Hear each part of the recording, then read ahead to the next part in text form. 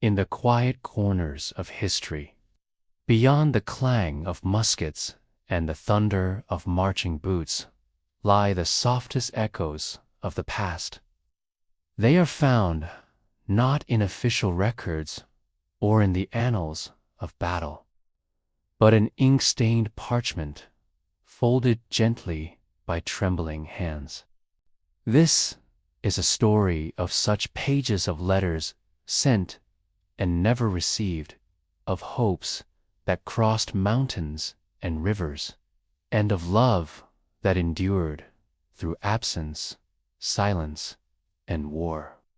Tonight, we open a drawer filled with time-worn letters, and we listen to the voices that speak, still soft, steady, and filled with longing.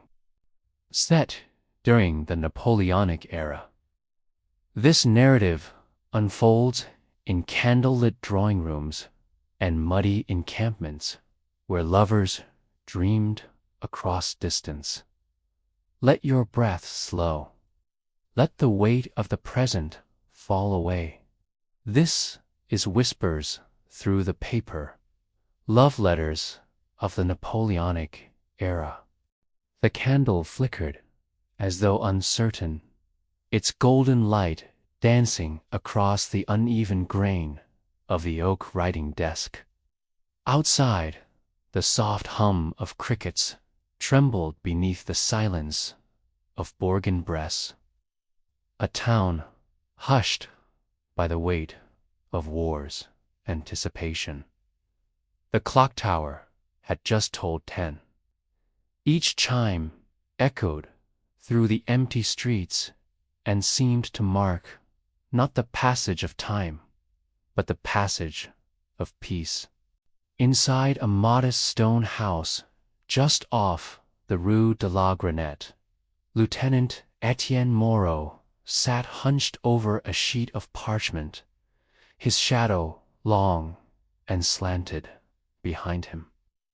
The room smelled faintly of wax, damp wool, and the barest trace of lavender Camille's scent. Left behind on the scarf she had wrapped round his neck the day before. The summer lingers, still, though faintly, and the linden trees along the sand have not yet shed their green. But I fear they will by the time you next walk beneath them. Time moves quickly now, and so do we. My dearest Camille, I remember them from our last afternoon in Lyon. How they trembled just slightly when you fastened the buttons of my coat. And the music from the street below, someone played the violin, and though it was out of tune, it was beautiful, like us, perhaps. Imperfect, but deeply, deeply felt. What I fear, more than the sound of cannon or the weight of steel, is the forgetting. I fear that in the clamor and smoke, in the long, cold nights ahead, I will forget the exact shade of your eyes in lamplight, or the feel of your hair against my cheek. Not from fear, I know, but from the effort of restraint. You were so composed, so determined not to weep. It was I who almost faltered. He could hear the rustle of fabric upstairs, his mother, still awake, pretending not to worry. Rising, he crossed the room to the small hearth and stirred the embers. It is the choice to move forward, despite it. I pray that I will make that choice well. It is tucked in the inner lining of my pack, where even the rain cannot find it. There is a passage I marked, one I read over and over during our journey to camp. The fire had all but gone out, but a trace of warmth lingered. He crouched beside it, staring into the coals, and let the weight of the coming dawn settle on his shoulders. He wished he could climb those stairs and reassure her as he had when he was a boy, frightened by thunder. Bergen-Bress lay beneath a silvery veil, moonlight softening the edges of rooftops and cobbled lanes. There will be a little time for writing once we are on the move, so I shall entrust this letter to an old post courier whom I met during my days in Besançon. Until then, know that every step I take toward the future we dreamed of. He rides north tomorrow and has promised to carry it with care. Somewhere in the distance, a dog barked once, then fell silent. The world held its breath, but he was a man now, and men wrote letters instead. He sealed it with a careful press of wax, then tucked it into an envelope already addressed to the residents. The finality of it struck him like a bell. His eyes lingered on the chair where Camille had once sat, her fingers tracing the rim of a teacup. But in their eyes, I see it a quiet dread, a knowing that some among us will not return. Sergeant Valois clutched a locket today, one he never wears openly. Inside is a miniature of his wife, painted before their wedding. He said nothing, but the way he looked at it made me ache. I hope these words reach you before the leaves begin to turn. The Emperor's orders arrived at dawn. We are to make haste toward the Rhine, to intercept the Austrians before they gather force. General Berthier himself passed through the camp this morning, his presence a signal of gravity. I confess, though we have trained and paraded for weeks, it is only now, with boots to be polished and bags to be packed, that war feels real. Tomorrow we march east. Etienne leaned back and looked at what he had written. He dipped his pen again. I think often of your hands. Do you recall the pigeons on the terrace, the way they gathered in pairs upon the balustrade, as though mocking our impending separation? He paused, allowing the memory to swell. That moment was already fading, yet it lived on in this letter, preserved like pressed flowers between pages. I am not afraid of battle, though I would be a liar to say I welcome it. That, Camille, is the true cruelty of war, not death, but the slow erosion of tenderness. He set the pen down. The ink glistened for a moment before drying. Outside, the night air was still and cool when he stepped onto the balcony. Etienne drew Camille's scarf tighter around his neck. He returned to his desk, the letter beckoning like a whisper. With steady hand, he continued. The men speak with false bravado. They jest about Austrian rations and the stiffness of Prussian uniforms. These men are brave, Camille, but bravery is not the absence of fear. The ink began to smudge where his fingers brushed the edge of the page. I brought with me the volume of Rousseau you gave me. To be loved by you would make even exile sweet, and each hardship a path to you. I read those words each night before sleep. In them I find you. We leave at first light. I shall write again when we make camp near Strasbourg, if the days permit. Yours in longing and in hope, Etienne. The sky had begun to pale when Etienne folded the letter. Boots sounded in the street below. Soldiers gathering. The muted thunder of drums began to roll, soft at first, then rising like a heartbeat. He strapped on his saber, lifted his pack, and took one last glance around the room. He stepped into the morning. Horses stamped and officers called out commands. The regiment stirred like a great beast awakening. Mist clung to the fields. The house still stood, quiet and gray against the light. A curtain moved, as he joined the column.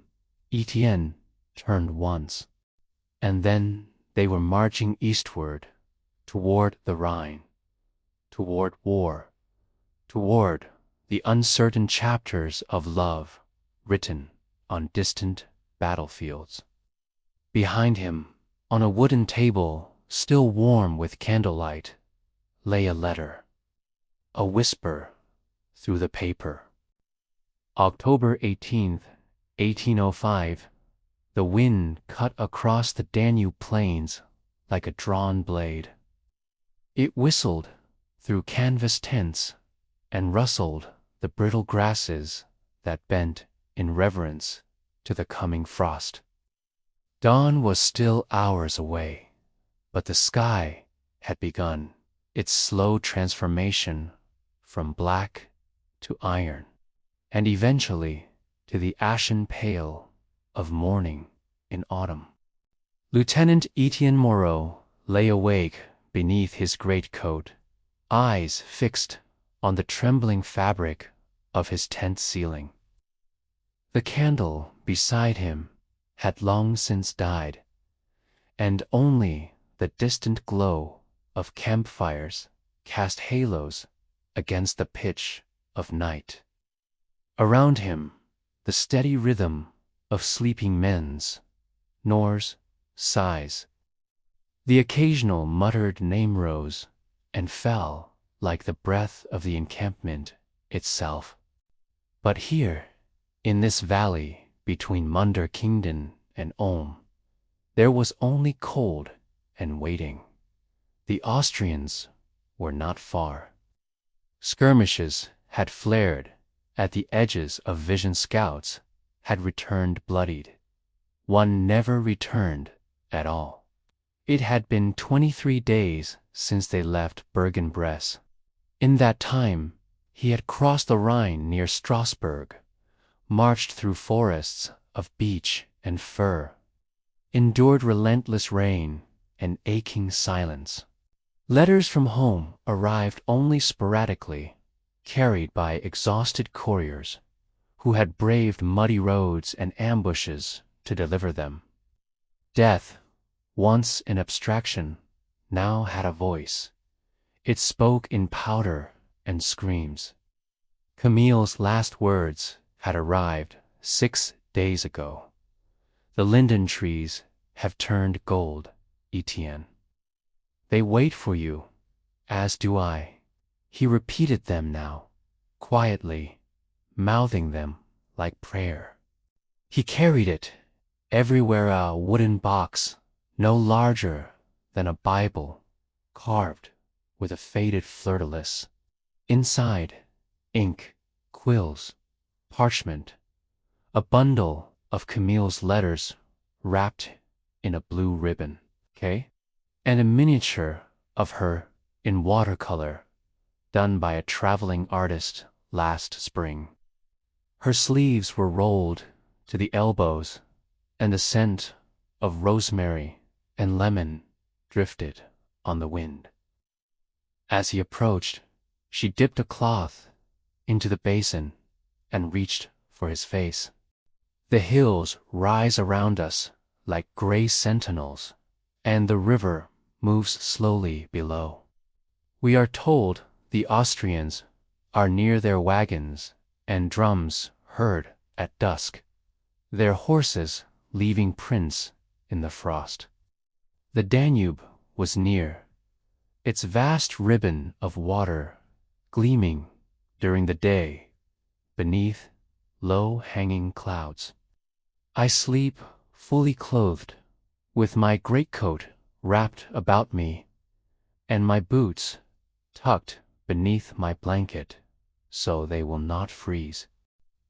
We are a long, beating heart moving eastward, and every man feels it. The men beside me breathe like bellows, and still I shiver. Etienne had not fired his musket in battle, but he had heard the reports echo through the trees as the vanguard clashed with enemy pickets. Yet, even here, in the dark heart of the campaign, dreams lingered. That evening, he had dreamt of Camille. The fires had gone low, save for the main pit, where a few soldiers huddled, boots steaming. His fingers, numb from cold, left smudges along the margin of the page. The man held his hands to the fire, fingers blackened at the tips from cold. He didn't bother to blot them. Let the ink carry truth, even when blurred. You looked at me, not as I am now, but as I once was, smiling, rested, whole. In fact, it grows. Each hardship carves space in me, and that space fills with thoughts of you. She had stood in the garden behind her father's house, holding a basin of warm water. "You look tired," she said. Horses neighed, impatient. Orders were shouted, boots stomped, and kettles clattered. Etienne lingered a moment, then walked back to his tent. The bayonet, scraping, followed him like a metronome. Each one had been read and reread until the creases frayed. Ka! Her handwriting danced across the pages, neat, looping, gentle. He read her words aloud, softly, letting them melt into the air. He felt her presence now more than ever, as though she marched beside him, her feet falling in time with his. He did not reply. He only knelt before her, closed his eyes, and let her wash the dust from his cheeks. He stood, tucked the bundle back into his pack, and joined the others. He awoke with tears frozen at the corners of his eyes. Now, in the tent, he reached for his writing case.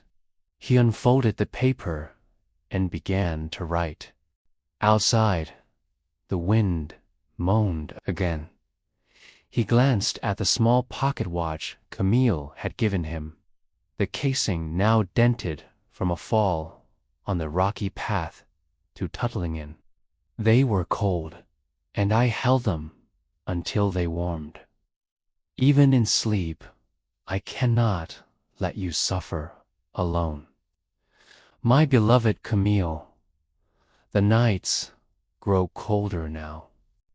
Etienne looked up. A hawk circled high above the trees, and for a moment everything was silent, save for the creak of leather straps and the rustle of autumn. But I am not unhappy. Today we reached the valley south of Ulam. We prepare. There is little talk of glory now. The veterans speak little, only tighten their straps and check their powder. He paused to warm his hands on the sides of his neck. I dreamed of you last night.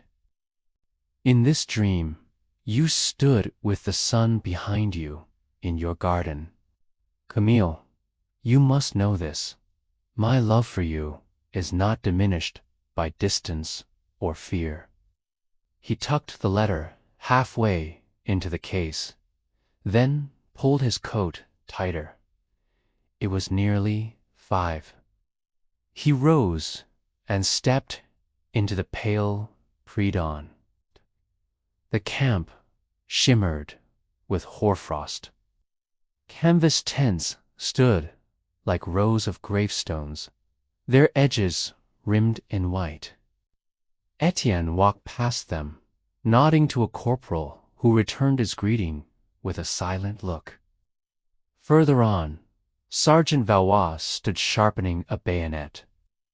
The sound metal, scraping metal, was oddly soothing. Lieutenant, the sergeant said. They say we march again by noon. There was movement on the ridge. Etienne nodded. I saw it too. Do you think it's them? I do. Valois spat into the grass. Then it won't be long. He said nothing more. By afternoon, the sky had cleared. Patches of blue emerged behind thinning clouds, and the sun warmed the shoulders of soldiers as they packed their gear. Etienne took a moment to himself before departure. He sat upon a rock overlooking the river and pulled Camille's letters from his case. I dreamt of your hands.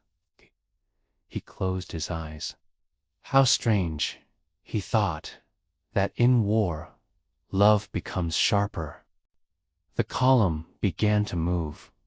Trumpets called out in long, echoing notes that drifted over the hills. The path ahead wound into forest. Leaves, brittle and yellow, fell as they marched. The sound beneath their boots was soft like paper. That night, they would sleep on bare ground. There would be no fires. Orders had been strict. The Austrians were too close. But before sleep, Etienne would write again. A new letter, a new dream. October 22nd, 1805. The ink was nearly dry when Camille folded the letter. She ran her fingers over the page once more, as if touching it might carry her warmth through its lines and curves. Her name signed at the bottom neat, measured unmistakably. Hers looked almost too formal. She hesitated. Then she reached again for the pen, added a small heart beside her name, and smiled softly. Outside, the first real fog of autumn pressed against the windows of the Dupré household. The glass was damp to the touch, and the view beyond the drawing room was smudged with gray. The linden trees she had written about stood golden and patient, their leaves trembling under a whisper of breeze.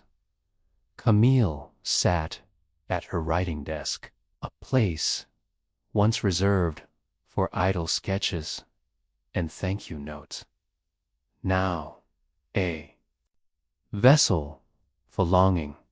Since Etienne had departed nearly a month ago, it had become her ritual each morning. She wrote a little, reread his letters, and filled the space he left with quiet devotion. She reached for another sheet of paper. My dearest heart, I write to you beneath a sky the color of pewter. The wind has turned, and the servants say, we shall have rain by dusk. I do not mind. There is something soothing in the melancholy of this season, something that makes me feel closer to you. Do you remember last October when we walked by the river and you declared that fallen leaves were nature's letters? You said each one was a message we must read before winter came.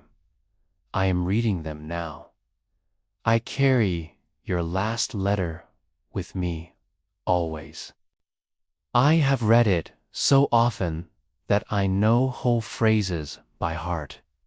Each hardship carves space in me, and that space fills with thoughts of you. Those words made me cry the first time and the second, and then they made me smile. Strange it is that sorrow and joy live side by side in your absence. Yesterday, I sat in the garden for nearly an hour, even though it was quite cold. I wore your old coat over my dressies, the blue one, the one with the missing button. The tailor offered to repair it, but I told him no. I wanted it exactly as it was the last time you held me. The wool still carries your scent, faint but persistent. And when I wrap it around my shoulders, I pretend your arms are there too. The house is quieter now. Father reads the Gazette aloud each morning with exaggerated solemnity, as if the sound of names and dates might somehow shorten the distance between us.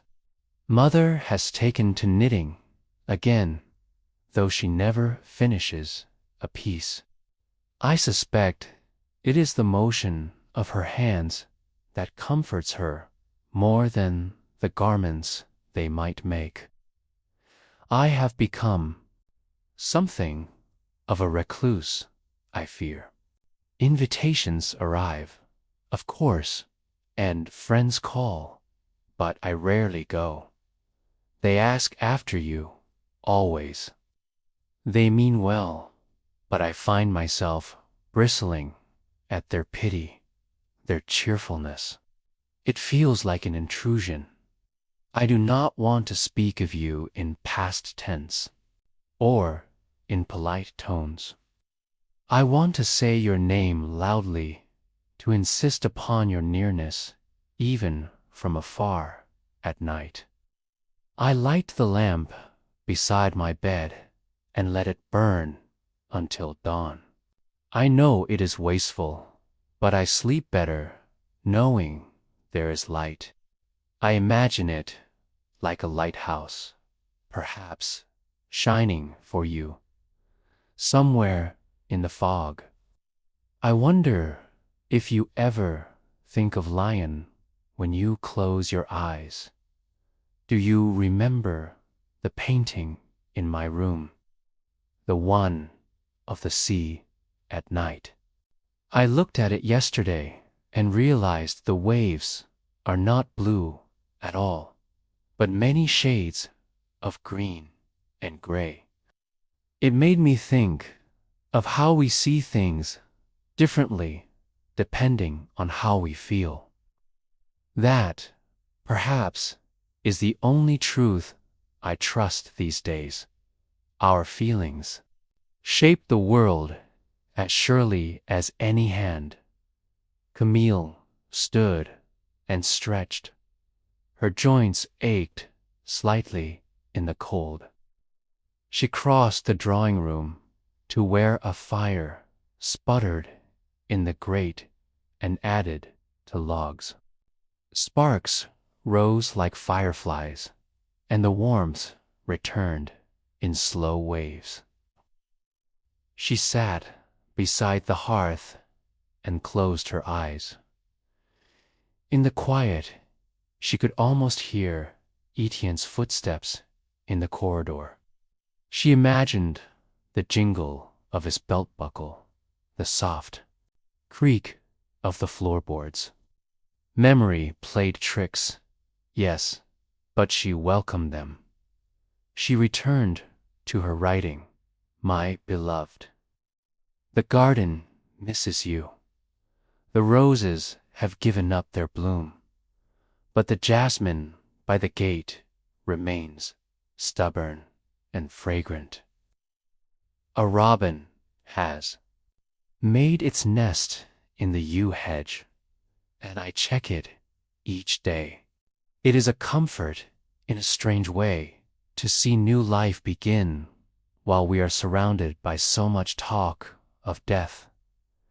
Do not be angry with me for being so somber. It is not fear that weighs upon me, but the absence of your voice. There are days I think I hear in the wind, or in the rhythm of the rain on the windows, and I pause, just in case. I wonder what you see when you look up.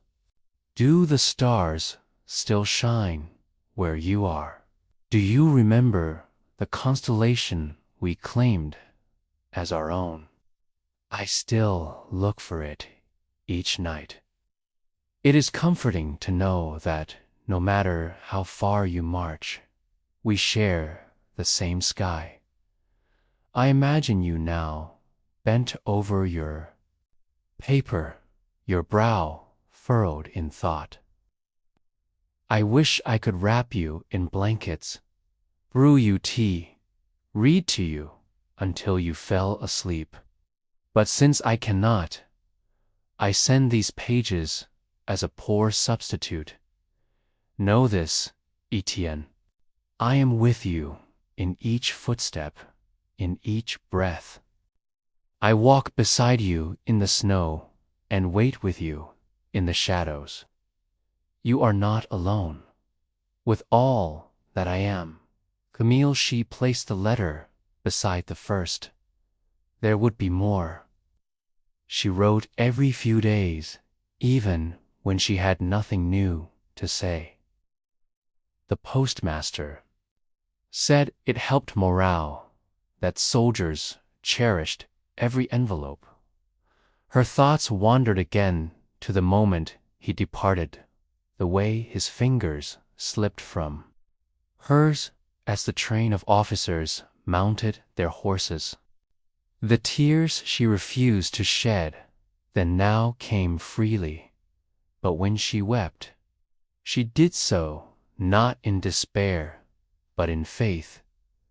She believed in letters, in ink and paper, in the bridge they built across time and distance, and so she wrote and waited and loved.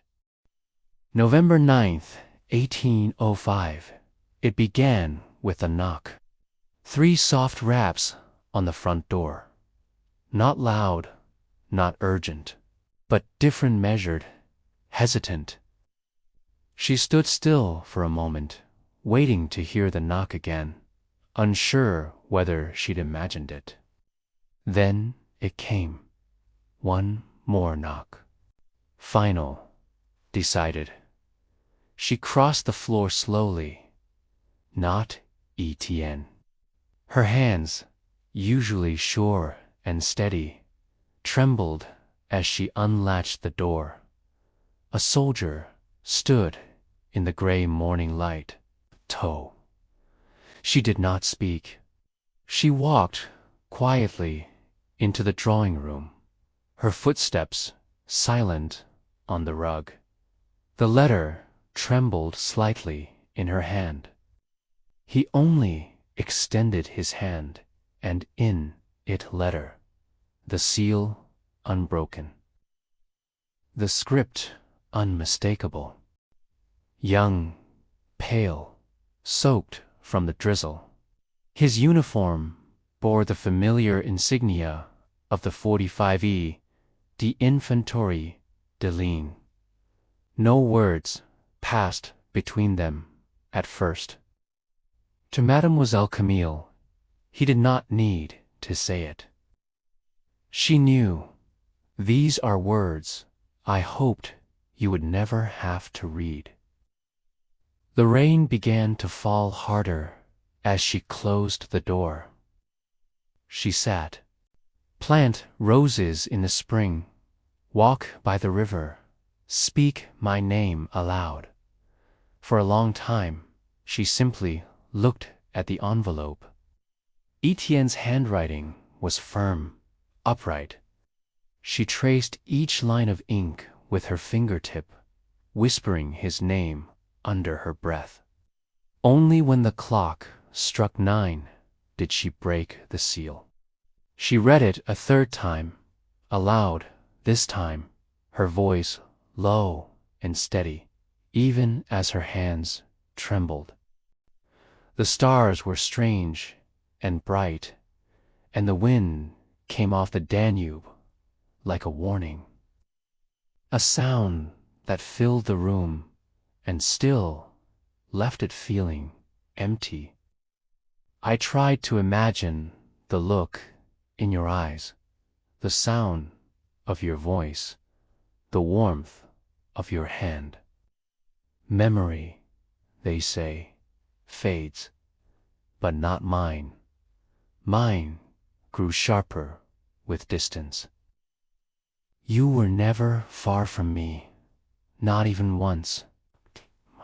Condolences spilled into the house like smoke cloying, lingering, uninvited. The ink had dried in the well, and she had to coax the flow anew.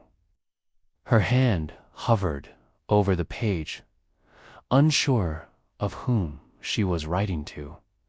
She did not cut them back. She let them stand, a monument to what had been. Each bloom held its shape as long as it could, then gave way. If this letter has reached you, then I have not. Forgive me for speaking from beyond silence, but I could not leave this world without telling you again, always, that I loved you with every breath I drew. I do not pretend to be brave, but I will do my duty. I will think of you with each step. I will carry you with me. I will wear your coat when spring returns. I will plant a rose bush by the gate. I wrote this beside a cold riverbank 2 nights before the battle. We are to face the Austrians at dawn. There is tension in the air, like the moment before a storm breaks. In the hollow of my throat, when I try to speak your name, I read your last words in sunlight, and they looked different than in candlelight. They looked like truth, and I hated them. You are not gone, not truly, but neither are you here. You live in a space I cannot reach, and that is the cruelest part.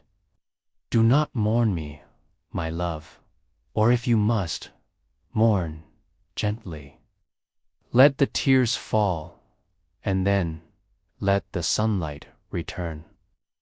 Frost gathered at the corners of windows, and the light retreated earlier with each passing evening. Live, but she believed they mattered. All my love, Etienne. Camille read it once, and then again. Each word seemed suspended in glass, preserved in time.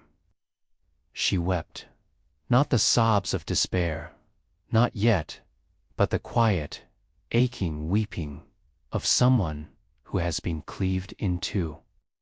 The letter slipped from her lap and settled like a leaf on the floor. The days that followed blurred into one another. Time lost its rhythm. Meals were eaten without hunger. Sleep came only in fragments. Visitors arrived and left again. She kept the letter beside her at all times, folded neatly, pressed flat. She could not bear to crease it more. In the early mornings, she walked alone through the garden. The roses, now withered, blackened at the edges by frost. On the 12th day, she returned to her writing desk. Then, slowly, steadily, she began. To my lost heart, I did not know the human body could contain such sorrow. I feel you everywhere. In the air between curtains, in the hush before the fire crackles. I opened your letter again this morning. I hated that you told me to live, because I don't know how, but I will try. I will walk by the river again. I will touch the bark of the linden trees, one with deep red blooms, the kind you liked best. If love could bring you back, you would never have left. But love remains, and so I remain. Yours, Camille. The days turned cold. Camille began keeping a lamp lit in the front room again, just as she had while he was alive. It burned all through the night. Neighbors passed by and saw the flicker. Some nodded solemnly. Others paused a moment, touched by the gesture. She continued writing, not for him now, but to him. Letters she would never send, words he would never read.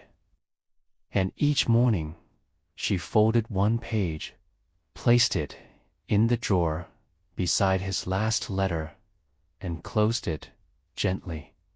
Not an end, but a continuation. A love that asked for nothing in return, yet gave everything. December 2nd, 1805.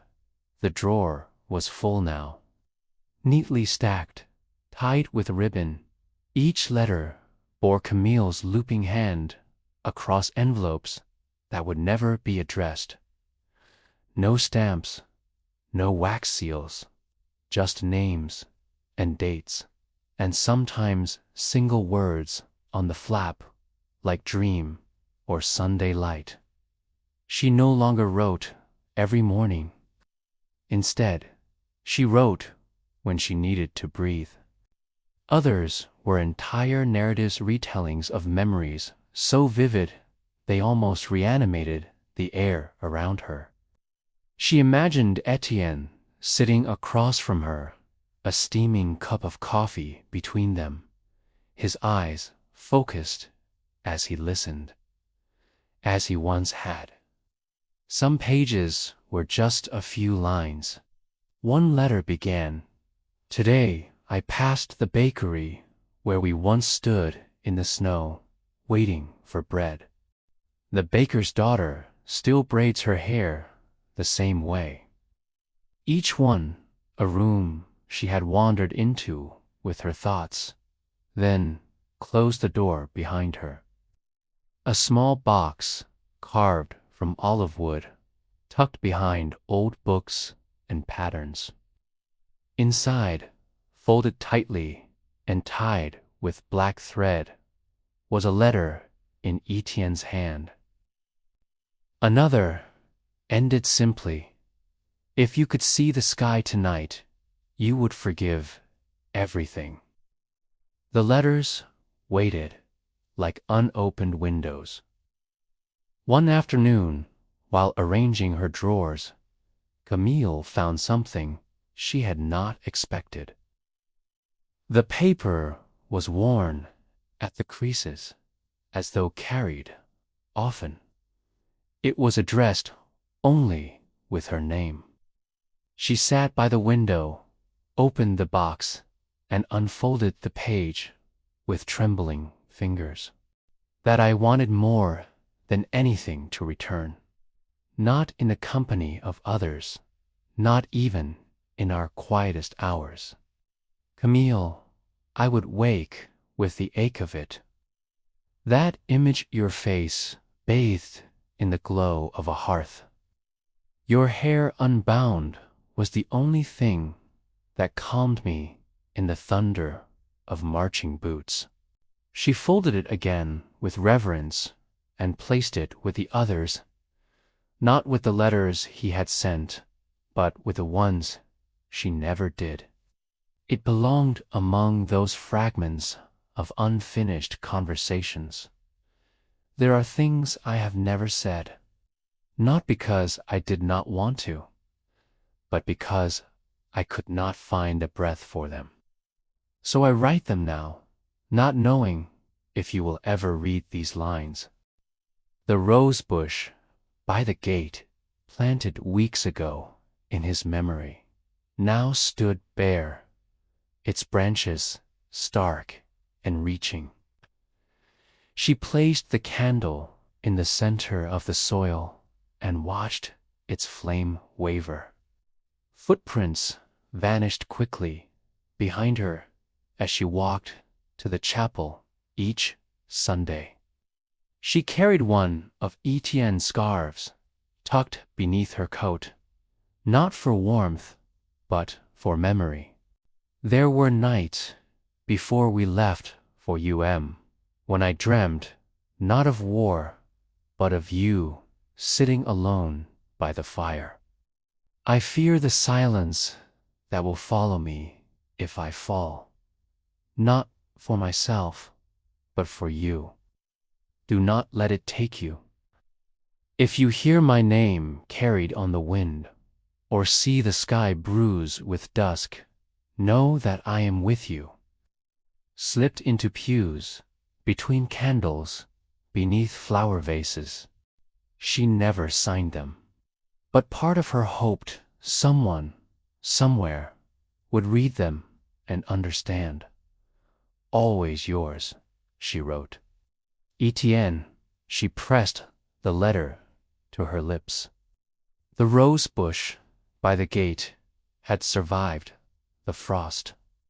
Tiny red buds had begun to appear, fragile but defiant. So there had been more, words unsaid, hopes hidden. That night, she lit a candle in the garden. She whispered into the night, not knowing whether the wind would carry her voice or let it fall. I remember you every day. Winter came in earnest. Snow clung to the cobbles of Lyon. In the chapel, she sat in the second row, same as always.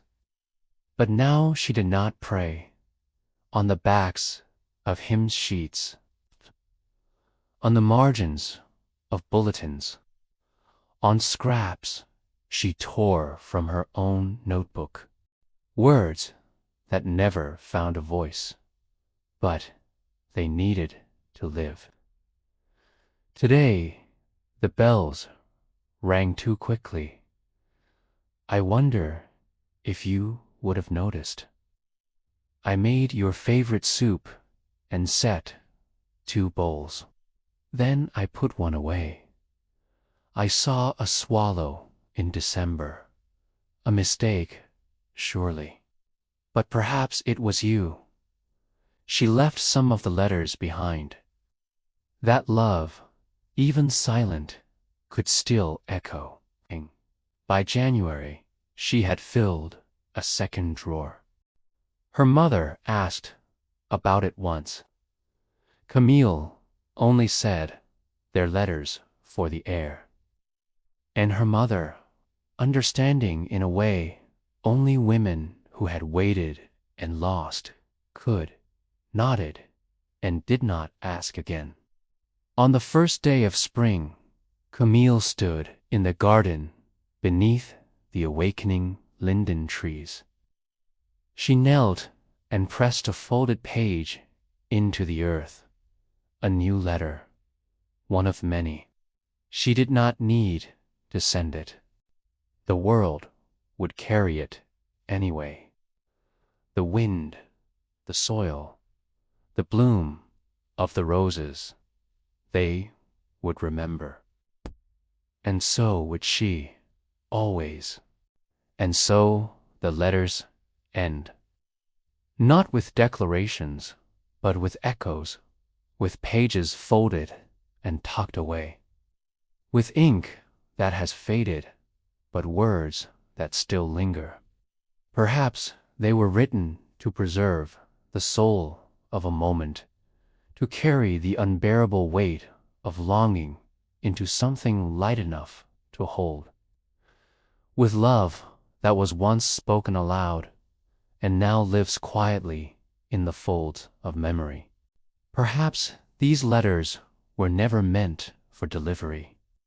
In a world where time moves quickly, these quiet voices remind us to pause, to write, to remember. That even in separation, even in silence, love endures. Sleep well, dear listener, and may you dream in letters.